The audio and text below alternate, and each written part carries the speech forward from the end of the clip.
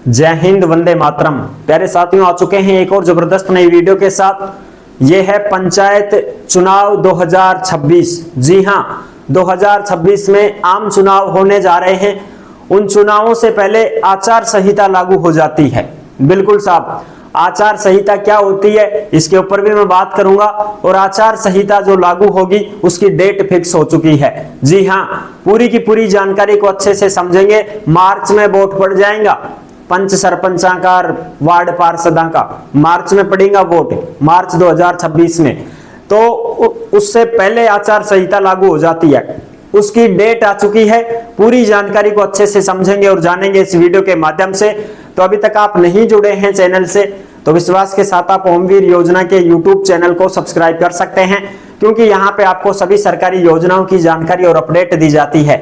चलो शुरू करते हैं। मैं राजेश गुजर स्वागत करता हूं आप सभी का एक और नई वीडियो में। आओ जी, फटाफट से हम इसके ऊपर बात करते हैं और देखते हैं। राजस्थान पंच सरपंच आम चुनाव 2026 वोट पड़ेंगे मार्च में। आचार संहिता लागू, डेट हुई फिक्स। आचार संहिता क्या होती है, बड़ी खबर, यानी कि भाई आचार संहिता भी क्या होती है उसके ऊपर भी हम बात करेंगे, पूरी चीजें आपको बताएंगे।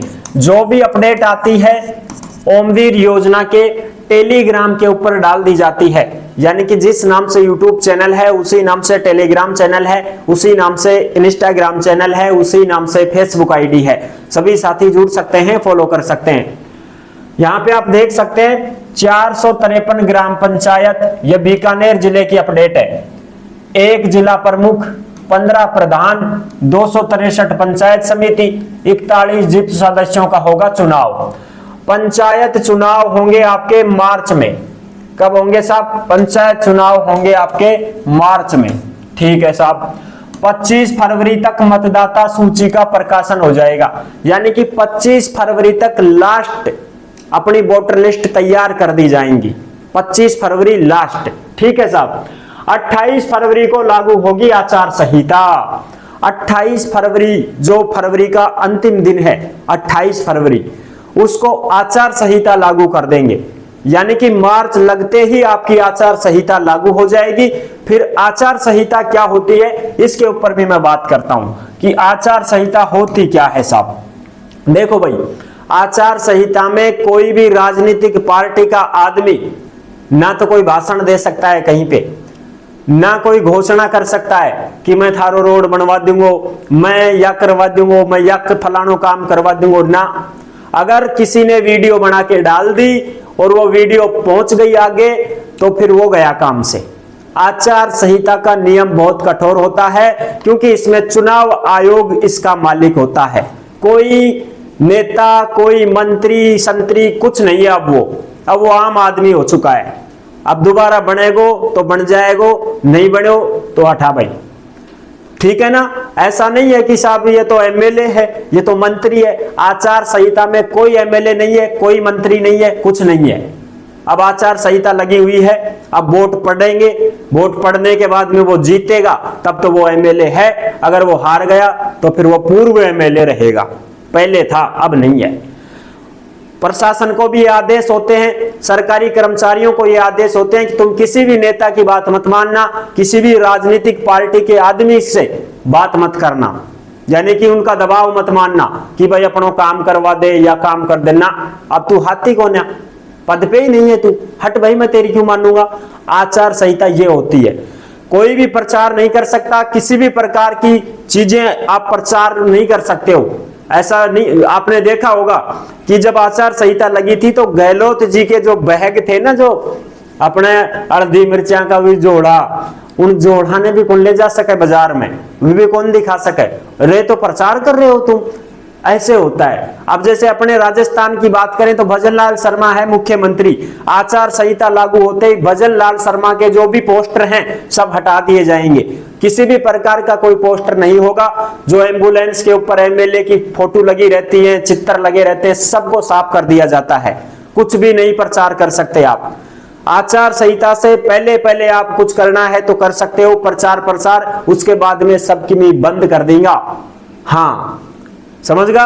ये होती है आचार संहिता। इसमें किसी भी प्रकार का कुछ भी ना भाषण दे सकता है मंत्री संतरी, ना कोई प्रचार कर सकता है, ना गुट बना सकता है, ना लोगों को जाकर के पैसे बांट सकता है, करो बापा नहीं देना से वोट ले पैसा दिया हो भाई, ये नहीं कर सकते हो आप। अगर किसी ने वीडियो बना ली, वायरल हो गई तो गए काम से।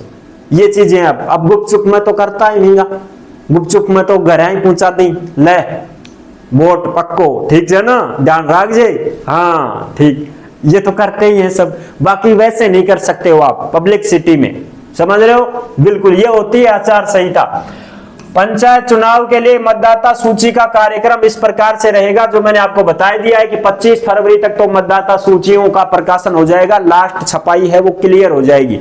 यानी कि आप जो नए बनवा रहे हैं, वोटर लिस्ट में नाम जुड़वा रहे हैं, नए पहचान पत्र बनवा रहे हैं, वो सब जुड़ जाएंगे 25 फरवरी तक कंप्लीट। जिसका कटना है वो कट जाएंगे, जुड़ना है वो जुड़ जाएंगे, कंप्लीट हो जाएंगे 25 फरवरी तक। 28 फरवरी को आचार संहिता लागू हो जाएगी। इस चीज का आप ध्यान रखें, क्योंकि 25 फरवरी को पंचायती राज चुनाव के लिए मतदाता सूची का प्रकाशन हो जाएगा कंप्लीट। 28 फरवरी को चुनाव की आचार संहिता लागू होगी। दरअसल न्यायालय का लगातार दबाव है और आदेश भी है कि पंचायत और निकायों के चुनाव मार्च अप्रैल में कराए जाएं, मार्च अप्रैल में चुनाव कराए जाएं, ये न्यायालय के आदेश है। इसी को देखते हुए चुनाव आयोग ने अपनी तैयारियों को अंजाम देना शुरू कर दिया है। माना जा रहा है कि मार्च में पंचायत चुनाव की आचार संहिता लागू हो सकती है। संभव है कि इस बार जो पंचायत चुनाव की आचार संहिता है 60 दिन की जगह 45 दिन या 30 दिन भी हो सकती है। अब की बार 2 महीने की आचार संहिता नहीं लागू होगी, ये कोशिश की जा रही है कि 1.5 महीना या 1 महीने की आचार संहिता रहेगी। ठीक है जी। इसी लिहाज से निर्वाचन आयोग मतदाता सूचियों को तैयार करने के निर्देश जारी कर चुका है।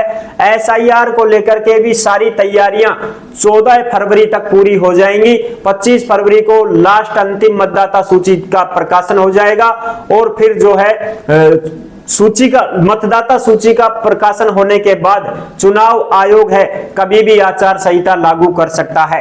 अमूमन ऐसा ही देखने में आया है कि मतदाता सूची का प्रकाशन होने के 10 दिन के भीतर भीतर आचार संहिता लागू हो जाती है।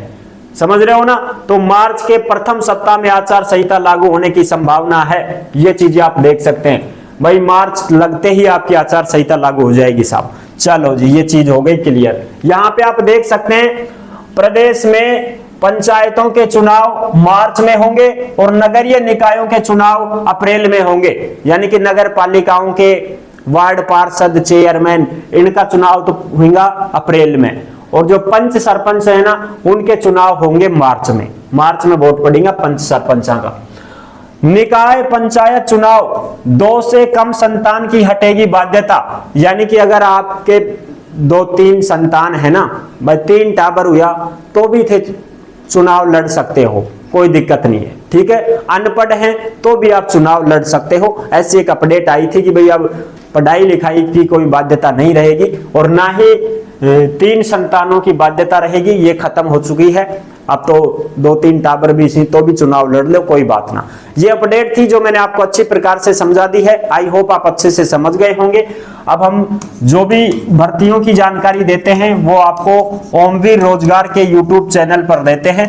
आप इस चैनल से जुड़ सकते हैं और सभी सरकारी भर्ती हो, प्राइवेट भर्ती हो, लिमिटेड कंपनियों में जॉब हो, हर प्रकार की अपडेट आपको रोजगार से संबंधित सारी की सारी जानकारी ओमवीर रोजगार के यूट्यूब चैनल पर दी जाती है। इस चैनल से आप जुड़ सकते हैं और सभी भर्तियों की जानकारी घर बैठे प्राप्त कर सकते हैं। नेक्स्ट और नई वीडियो में मिलते हैं नई अपडेट के साथ। तब तक के लिए सभी प्यारे साथियों को जय हिंद, जय भारत।